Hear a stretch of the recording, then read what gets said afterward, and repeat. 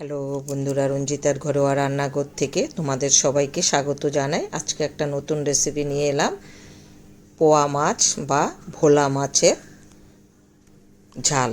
প্রথমে আমি নুন হলুদ দিয়ে মাছগুলো ভেজে নিচ্ছি। তোমাদের কাছে ছোট্ট অনুরোধ থাকলো শুরু থেকে শেষ অবধি দেখো, আশা করি ভালো লাগবে।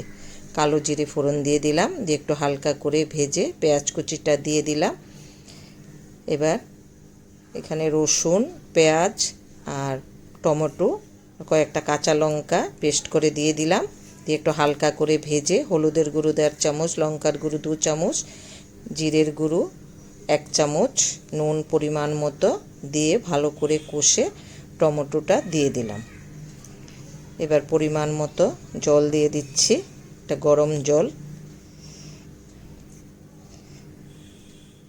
এবার আমি ভেজে রাখা মাছগুলো দিয়ে দেব। এভাবে ভোলা মাছ রান্না করলে খেতে খুব সুস্বাদু হয়। সবগুলো মাছ দিয়ে দিলাম। এবার আমার ঝোলটা ফুটে উঠেছে।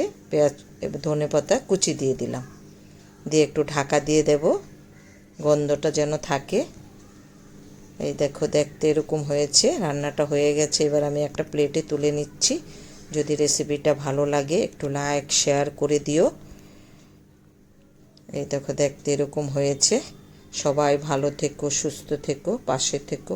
Bye bye, tata.